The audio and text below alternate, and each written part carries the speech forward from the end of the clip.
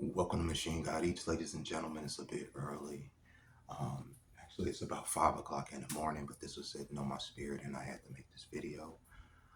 The holidays don't hit the same without family. I realized that because, I've made a few videos talking about, seasonal depression and feeling a certain way during this time of year. But the truth is, I didn't always feel like this during this season. Um, I was with my ex for 16 years, and in that time, me and her had a lot of ups and downs. But in those ups and downs, we also had three children across a decade. And in that time, we would celebrate Christmas as a family each and every year. But it came to a point where it became very difficult for me to find a job where we were staying, extremely difficult. And per the situation, my ex decided to ask me to leave after 16 years. Asked me to leave. Now, this video isn't a video about throwing anybody under the bus or what should have happened, what could have happened. I'm just explaining the situation at hand and why, y'all never see my kids or why I don't have a relationship with my kids in a way. My kids also felt that I wasn't attentive to them. They felt that my attention was more on the game and not on the family. And you know what? Honestly, there could be some truth to that. In the time span around the time she did put me out, I was addicted. And when I tell you addicted, I mean addicted to a game called Destiny. I was also very depressed because I couldn't find a job and put my family in a better situation that I felt that they should be in. The Antelope Valley is, in my opinion, a barren wasteland of meth, of strip malls, and broken dreams. And living there, I couldn't even find a part-time job. So, like I said, at some point she put me out. I came out here to Vegas. I found employment within 2 weeks. Within 2 weeks of finding that employment, I found out, oh, you have a child support case against you. Oh no. So that check was cut in half, and I had to, from ground zero, figure out how to survive on half an income. So the holidays were the furthest thing from my mind. Okay. Plus, I was realizing that my relationship with my family was a lot more strained than I had even knew. Being in the house, playing the game, I was aloof to the fact of a lot of things that was going on around me with my kids, with my kid's mother and the way she was feeling, with their grandmother. But the situation at hand was that I had to go.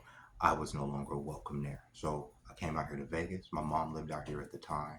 And I came and stayed with her. And I found a job immediately. No, actually, I came out here. I actually got a suite. And then me and my mom consolidated because once I found out, you know, half of my income wasn't coming in, there was no way I was going to be able to afford a suite or an apartment by myself on a Walmart budget. So me and her put our money together because, surprise, surprise, she was homeless at the time, and we ended up getting a suite. And yeah, the holidays hadn't just didn't hit the same ever since then. And even when I was with my ex and she had her daughter, you know, she made Christmas really good for her daughter. There was always this sinking feeling in my soul that my family wasn't around. You understand? Or I wasn't around my family. And then y'all say, well, why don't you go and visit them? I want y'all to think about some of the logistics of a person that's working 40 hours a week, but getting a check of $300 and maybe $20 every 2 weeks. So about $600 a month. There is no way logistically possible for me to hop on a Greyhound, take off work, and not be homeless all at the same time. That's what's been the issue this entire time. Since I left California, I have not seen my kids. I have not really spoken to my kids. I've sent them gifts, through their mother and things like that. But our relationship is non existent. It doesn't exist. So when I say my kids don't talk to me or we don't talk, that's what I mean.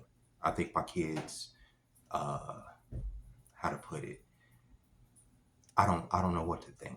Okay. I don't even know what my kids look like because there's not a lot of photos and stuff with them uh, presently. I know some of the issues that they've been going through as far as mental health and things as far as my oldest son over the last few years because their mom has let me know about them. But as far as me having a personal relationship with those children, it just doesn't happen. And that eats away at my soul because honestly, even at this point, I don't know how to repair that. I would love to have money to go see them. I would love to have money to send them gifts. I would love to have money to, I mean, my doors are always open to them. If they want to come here and just fucking hang out, they're more than welcome to. I will give them a key and everything. They can come in and out of my shit whenever the fuck they want. And everything in here is welcome to them. They're my kids, you know what I'm saying? They range in age from 13 to 22, and they're always more than welcome to come here. But it mirrors the relationship that I have with my father. And it's kind of crazy. What is the relationship I have with my father? I don't have a relationship with my father.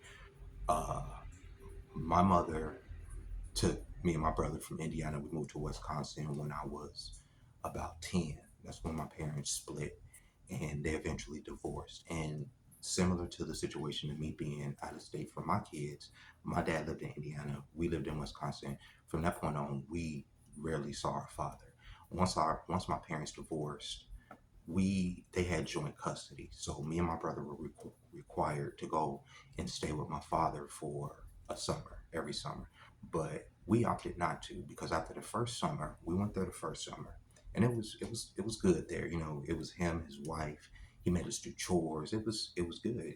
It was a regular like situation. My brother kept having accidents because I think he wasn't used to being away from my mom.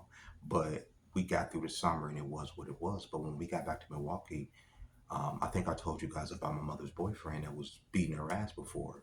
That's what he was doing the entire time we were away. When we got back, my mom had got this apartment in this horrible neighborhood on the north side of Milwaukee, and her boyfriend was still coming around. When we came into my mom's house, my mom was boiling grease. This was a ritual of hers to either boil grease or to boil water because during the summer that we were away, he was, knocking her through the walls all fucking summer long, okay?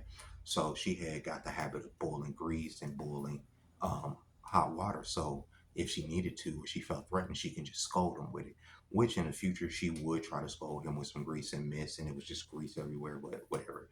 But that's how dysfunctional the environment was when we came back, home from my father's house. So I think psychologically or subconsciously, I never wanted to leave her for an entire summer again. You know what I'm saying? Because of the horror stories she let me know was going on in that 2 months we were away. But our relationship with our father, of course, became strained because as kids, you don't want to sit on the phone with your dad. Okay, you just don't, right? So I know what that's like. You don't want to sit there and talk to that nigga unless, because your dad is like, more of a high and by situation, and your mom is more the person that's lenient towards a lot of the fuckery. And you kind of just, it's like more business with your dad. At least it was with my dad. So we didn't talk to him a lot on the phone. I think mostly because we didn't want to. It's not because we didn't have his number, because he wasn't available. It's not because we didn't want. It's not because his doors wasn't open. It's just because we didn't want to leave our mother. We didn't want to leave our mother. We didn't want to leave her destitute in Milwaukee, struggling. Trying to survive this abusive situation, trying to survive this and that.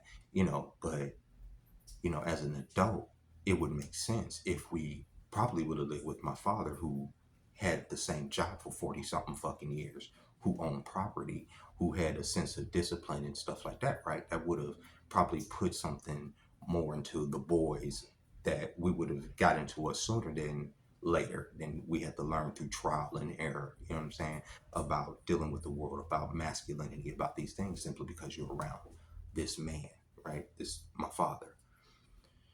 So we never went back. The next time I would see my father was when I was 13. He left Milwaukee to come out west to California. And we paid a visit to my father in Indiana before we left. He was at work. We went to his house. His wife was there. He came in. And I never forget the light in his eyes when he saw, because it was me and my younger brother, who was my mom's son too, and then uh, my older brother, who's a year above me, who has a different mom. And he came in and he was hype, and it was dope. And that was the last time I saw my father. Um, in the years since, my father has helped me out a lot. There was one time right after high school, like when high school was almost over, we would stand in a shelter for months, and our time had come to an end. We had got the vouchers to get a place, and for some reason, we just couldn't get the shit together. We were in this hotel, the vouchers were running out, and um, I had to call my father to get the money to get us this apartment, and he sent it. Like no questions asked. He sent the money. When I got out of school, I went to school shortly after that for graphic design. That's a whole art and web design. And I needed a computer. And my father sent me all of the money because I wanted to build the computer. So he sent me all of the money for the pieces. And when I didn't have all of the pieces that I needed, he sent me more money to get the rest of the pieces. And I take in mind, even at this point, I was grown. I didn't have a relationship with my dad. You understand? Even at this point, but I was able to call him because he was my father, right? And I knew he would always provide. It pains me that I don't know him in the way that I would like to know him.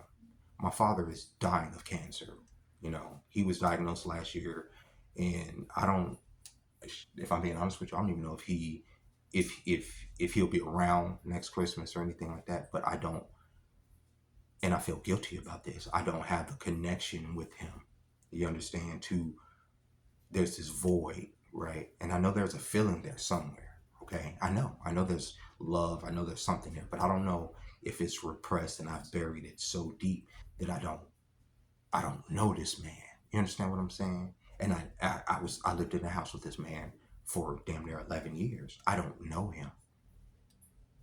You get what I'm saying? This is the man that would take us school shopping my entire childhood. This is the man that would make sure, we were set, da da da. But at some point, my dad did fall off. He ended up getting a drug habit and abandoning the house and all this other stuff. I remember, us struggling in Gary so hard to where we didn't have lights. He wasn't putting money in that. Like, y'all say about this provider man.